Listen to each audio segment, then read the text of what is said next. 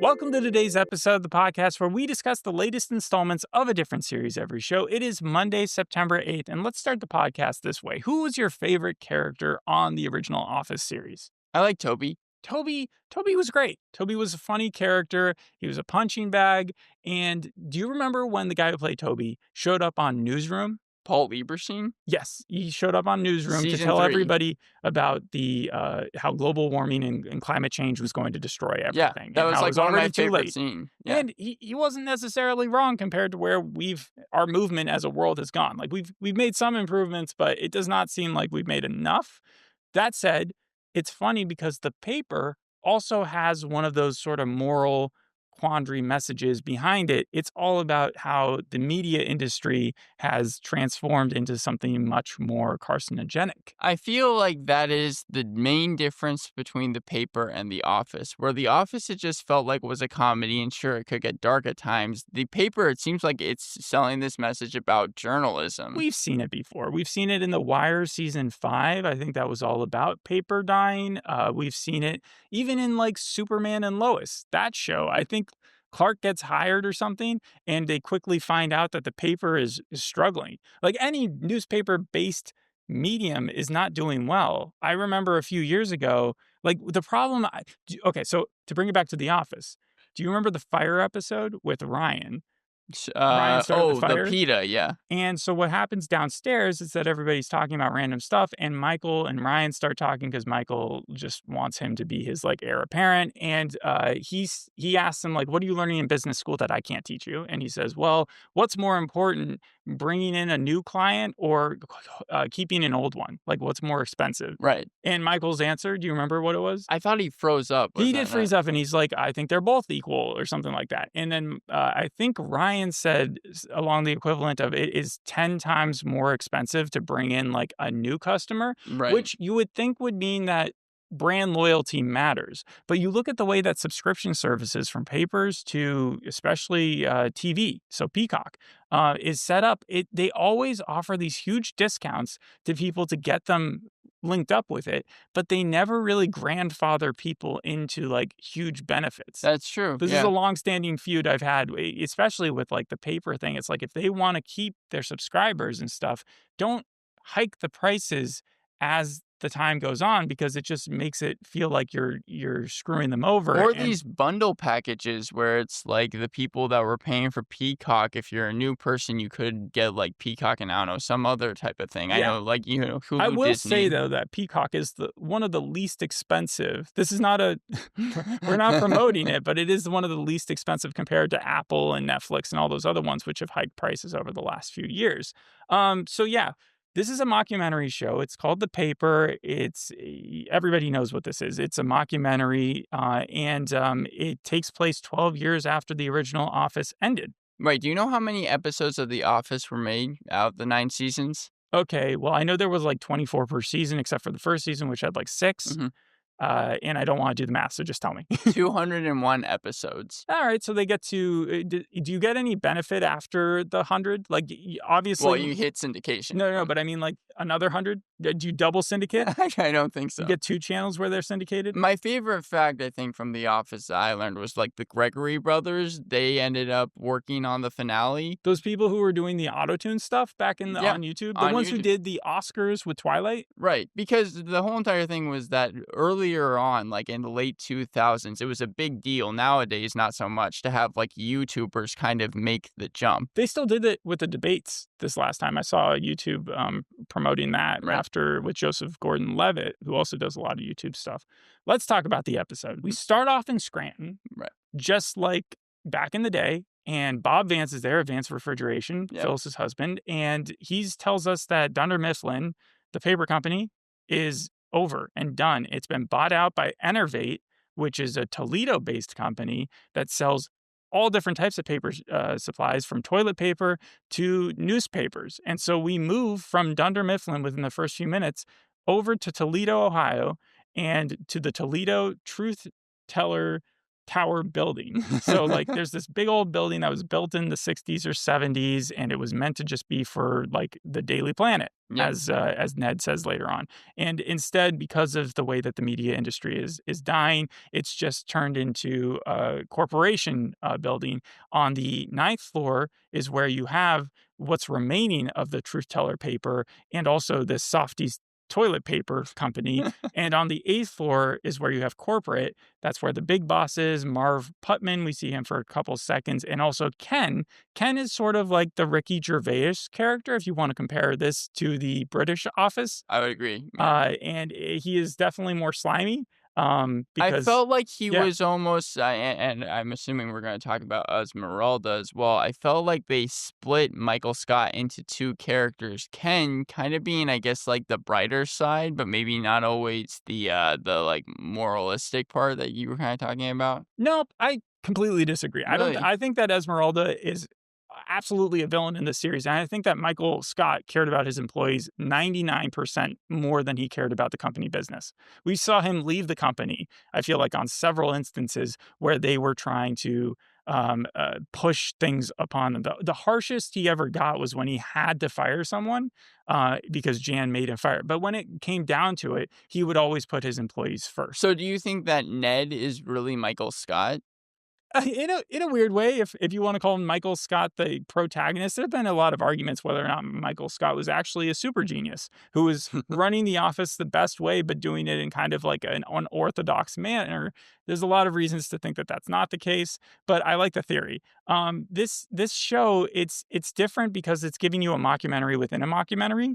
It explains the past and how honorable the paper used to be back, having this like 1971 filtered black and white thing where you see how they used to run the paper there. I think that was my favorite part of it. It reminded me a lot of things like Mr. Throwback or these comedies where even though they're just supposed to be funny, they're actually giving you information. I found it a little cliche at times. Really? I mean, the plot itself is fairly basic, but compared to the original Office, I would take the bold take of saying that this is better pilot wise. So the original pilot to The Office was just a carbon copy of the British version, and most people agree that it kind of sucked because it was just recreating that. The characters really didn't flesh themselves out till later on in that season. So I think they started off on a better foot here. Now, whether or not it's not perfect, it's not like you immediately fall in love with these people, but I see potential. And I also like how we go from that 1971, this was the era of real news, to now where you see them clicking on Associated Press articles and literally just drag and dropping like a couple of them and mixing them in with as many local ads and clickbait articles and Yeah. maybe a couple high school sports things. Like the new boss comes in and he says, "This is awful. This paper sucks, but I'm here to make it better." All they're really using it for right now, because it doesn't make money, is for data mining, taking people's cookies and selling off every detail that they can learn about them. And that's, yeah, I think that's kind of where the paper lies. It's a lot more about technology. It's a lot more topical. Yeah. Yes, for sure. So what did you think of the intro? Because that's one of the classic things about the Office is the piano intro, which I learned at one Oh, point. you mean the actual intro? Yeah. Yeah, I was hoping, and it would have been a far reach, that they were going to keep the original song. Game of Thrones style. Yeah, but in the end, I was like, okay. I didn't think it was.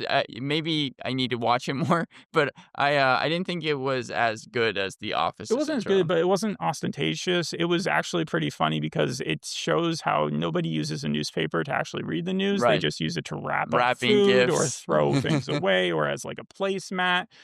I miss books, like the ones you can touch. I miss just a regular newspaper reading articles that way. It's a lot more of it's a funner experience. And I think they've even done studies showing that people do a better job like regurgitating information or remembering it Yeah. if they read it in that way. That said, I do use my computer for virtually every sort of like article skim that I could possibly go through.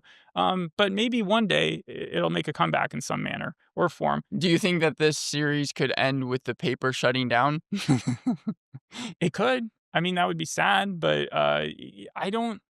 The thing about the first episode here is that it sets up such a clear winner and loser argument, right? It's Right. like this guy comes in, he's got fresh, bold, new ideas, but people have had that for years. It's the same method that if we're kind to our subscribers, if we show them that we're going to do diligent reporting, that will somehow come up on top.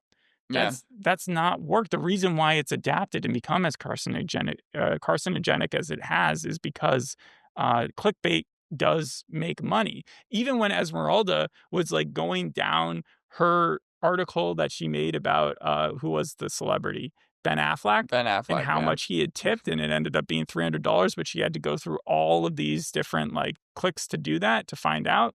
Like, that was probably one of the funniest jokes to me, because it's like, who hasn't been through that BuzzFeed scenario, a billion times a day? Would you agree that maybe I think that it was telling more of a story or trying to tell more of a story Yeah. than even The Office did? Because it kind of took its time in The Office to expand with like all these characters and really give them their story arcs. This, it felt like they were just trying to start it off right I off think the the bat. first episode of The Office is way shorter too. Like, I think it's Yes. only like 2/3 of this time. They gave it the full 30 minutes. They introduce you. Mare, I think, is the low key main character. She might be the Jim. She's Mhm. the compositor of the paper. She's ex-military, Stars and Stripes. She used to work for them, but she's underused here, or undervalued. She looks a lot like Taylor Schilling from Dear Edward, but also Orange is the New Black. Like, she looks like a younger version. She's played by Chelsea Frey. Yeah, she had interned at Chelsea Frey had interned at 30 Rock over a decade ago. At And 30 Rock, or yeah, for 30 Rock, the TV show, no, at 30 Rock, but that was where they held auditions for this. for the paper. Yes. Right. Did Domhnall Gleeson get to audition? Do you know I that? think Or he was just given the yeah, job. I would think so, because he's already got that name standing. He also spoke to Steve Carell about it. They know each other from The That's Patient. right, where he played like a crazy dude who had like locked up Steve Carell as a Yeah. therapist. Oh man, I hadn't even made that connection. He Then also shadowed Riley Runnels, an actual editor at the Toledo City paper. nah, So, I don't think that's necessary. This is a comedy in the end. It doesn't require too much. Barry is their ground reporter, the one guy they have for it, and he is not 100% there. He's kind of like a Creed/Stanley type character. He's always either sleeping or yeah, he's not comprehending quite a lot. I'm gonna be honest. He was my favorite character out of all of them. I really like how he was using the newspaper and he thought that he was doing a word search and he Right. was just circling random parts of it. Classic Creed, yeah. And then there's Esmeralda, which she is the managing editor-in-chief who Ned replaces because she was interim, and she's sort of evil. She's Elon Musk. She's patronizing. She's a little manipulative. She likes to be in charge. She reminds me a lot, maybe just a little bit of the accent, but Sofia Vergara in every role I've seen her in, from Gloria Pritchett on Modern Family and also Griselda, like a mixture of those two, except she's not Colombian. Esmeralda is Italian. And I liked when she was scrolling through the thing, I liked that their backstory for her was that she was on Married at First Sight, which Yeah. is just a made up television show. Yeah. Her character was not actually supposed to be Italian and was supposed to be married to an American guy, but then they just decided to change her backstory when they found her. I thought that she was the worst character out of the whole show. She's supposed to be hated. Like, Right. that's what the ultimate thing is. But because, I mean, she takes Ned as soon as he gets there, who's the protagonist, and tries to destroy him.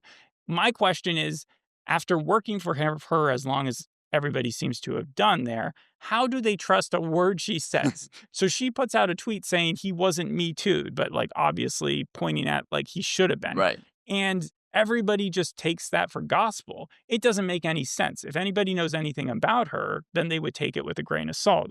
I don't know. What didn't you like about her character? Maybe it's the fact that she was supposed to be evil, but I felt like that was a person trying to replace Michael Scott because she's supposed to be eccentric. And I just felt like when it came to her character, she slowed it way down because for a She's majority. not trying to replace Michael Scott. Look at the boss from St. Denis Medical.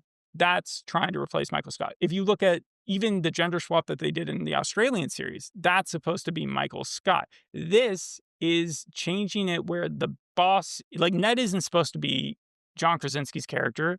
And I think that, like, though you can find certain mirror reflections of characters, like Oscar is obviously Oscar, Right. but I don't think that applies to the main two. I think they realize that they can't catch lightning in a bottle Well, and do that again. even if you just forget The Office for a second, Right. I liked a majority of the cast. Esmeralda, though, I found to be grating. Like, I did She was not she want her to be in scenes. without her character, she facilitated a lot of the humor that I think that you got. Like his speech at the end, Ned comes in, the whole office starts to doubt him. He wouldn't have all that set up, the potential for him to actually give a good speech if she hadn't like sabotaged him to the way that she had. And sabotage is nothing new. Like even Angela would sabotage people, She or had a Kelly would place. Here's the thing. sabotage She people. wasn't irrelevant. She had a place in the plot. I understood what her character Yeah, was she's trying very to do. useful. I just found that, like, when it came to even small characters like Oh, Detrick Moore, people like those, I felt they were better characters than she I agree was. with you that The Office didn't have like a bad guy. Dunder Mifflin would sometimes substitute as the bad guy, and then Michael would have to like fight them, or the rest of the staff The would worst work it together. probably got was like Idris Elba. Or Jan maybe could be the bad guy. But I'm talking about like if this episode had ended with Ned giving that inspirational speech of, "Hey, we're gonna have volunteers, and this place is gonna come back to its own," it would have felt pretty stale and done before, at least by keeping her in the weeds and being like, oh, she's still a threat. She still wants to take him down. She still wants to have control of it. It was providing what I could see as a future for this So season. her character intrigued you. You thought that it gave the show It didn't, potential. I just felt that it was necessary. Without it, I feel like there'd be a big drawback. Then you would definitely be depending on just a very hopeful cliche thing we've seen 1,000 times. Nicole Detrick, those are two other characters. Nicole, it was interesting to see because I've only ever seen her sort of play an Aubrey Plaza deadpan character or like a zombie. She was a zombie in Santa Clarita Diet, and then she was a main best friend, I think, in Never Have I Ever. And Melvin Gregg, it was weird to see him because the only thing I've seen him in was DeMarcus Tillman from American Vandal. Yes. Okay. So second season? Yep, second season. Yeah. So, but Nicole is like, I think it's funny because Nicole and Mare are kind of similar in their personalities. They're both a little laid back, but at the same time, neither of them seem stupid. I thought that when we first saw Nicole, she was going to play kind of like an Angela or like evil type character. It reminds me more of like at the very beginning of The Office, you had Jim, and then you also had Ryan. And in the very early part of The Office, Ryan seemed like he could just be Jim. Like Right. they could be playing off each other. They were both good guys. Very soon after, Ryan turns into this whole different beast. Right. Well, when with Nicole Lee, when it got to her side panel and I saw that she was actually sane, I was like, oh, okay, yeah, she's not like as crazy as those characters Right. were. And she is the one who's in charge of data mining, and so she's probably going to back off of that. Detrick likes her. He's also a magician, and he also thought for some reason that he would be helping things out if he stood up for Esmeralda. And so that was also pretty funny when he was acting as her agent and everybody told him to shut up. On the desk, yeah. Obviously, you have Oscar. What did you think of Oscar returning? I felt like it was a little bit unneeded. I know that Greg Daniels said that he felt he should bring back Oscar because he felt like his story still had like more to go. They could tell more of a story arc, where in the finale, a lot of the characters he felt like they were kind of done. So that's the reason why Oscar Nunez ended up coming back. Two things. One is, yes, he's absolutely a safe character to bring back. I was happy to see him. Do you find him half boring? A little bit. So you're Esmeralda. You agree with Esmeralda. Well, from what we've seen of him so far, just because the pilot kind of barely showed him, all he's done is just been being like, oh, yeah, I'm not going to be a part of this. Maybe if I see more of his character. Yeah, I hope that's season. not the only joke he has for the full I feel like season. it's going It's to not be. going to be the janitor where he's just mercilessly being made fun of. I did like when he ran into the bathroom and they showed the footage and I was like, that contract he signed in 2005, it is locked. Yeah. He cannot get around this. The text, that was one of my favorite parts. Yes. Yeah. And then Ned as Donald Gleason, he comes in there with big plans. He even says his greatest weakness is romanticizing things, which we see him do to the paper so much. He's a little bit of a nepo baby, but at the same time, he's also good at being a salesman. It seems like him and Mare may hit it off. That may be the Jim Pam relationship. Who knows? There's gonna be one at least. And then you have some side characters like Adiola, Adam, who has 4 kids, he's 32, possibly religious. Travis, who wants to take pictures of his dog to help the paper. He's the guy who frisks Ned when he first walks in there because they don't trust him. He also says, "You don't break for deer." Like Yeah. that was such a weird scene. Like it felt. I don't know if Oscar was supposed to. If we were, he seemed scared when he saw the camera was looking at him. Well, yeah, but also it just didn't make sense as a joke. Like, do you think that that's actually true? That you wouldn't want to break for deer. Yeah. I fortunately have never been in that situation. I have driven in a deer area before, and it just has those signs. It has the picture of the deer. Right. And then I told you the envelopes guy it was great seeing him. Pros for the show is that this ran the risk of being a bizarro, uncanny valley vibe where things were too similar to The Office, and so it just felt like you were trying to. And I didn't get that. I felt like this was very different. Yeah, Yes. I think its differences worked for it, but at the same time, I could see how it could be in the same universe, and because it has the real villain in there, I also think that's part of the differences. I would still compare it to Parks and St. Dennis and The Office, just not the Australian one. A couple random miscellaneous stuff. Otherwise, what else? Well, my pros were that I liked Bob Vance's cameo. I was glad it wasn't a main character for cheap views. Do you think we're going to get any more cameos? I imagine so. I know that John Krasinski said he hasn't been asked to reprise his role yet, but he also said he would do whatever Greg Daniels asks him to do. So when I say Uncanny Valley, I think the perfect one to compare it to would be 90s Show. So where it was like almost like obviously everything was similar about it, but then they just decided to throw in a bunch of new kids, and then you had those cheap cameos with Mila Kunis and Ashton Kutcher, which was cool to see for an episode, but then they were gone. Just never came back. Right. So that's the bizarro world that I was afraid of, and what I still am afraid of for Scrubs doing.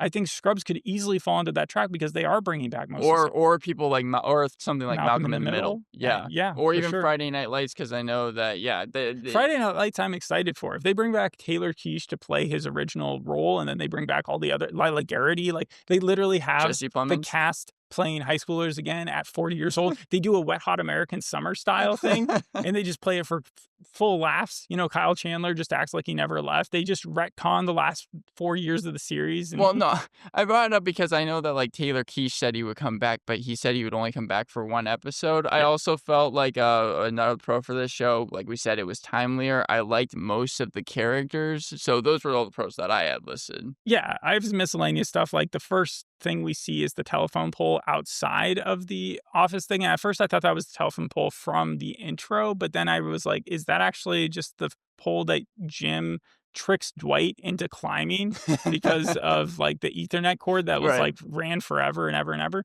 They also show the Scranton Business Park where you see one and done lasers, which is replaced where Dunder Mifflin used to be. And you got that weird kind of, what would it be? Not Broadchurch, but Mayor of Easttown like storyline where her sister disappeared, a true crime storyline.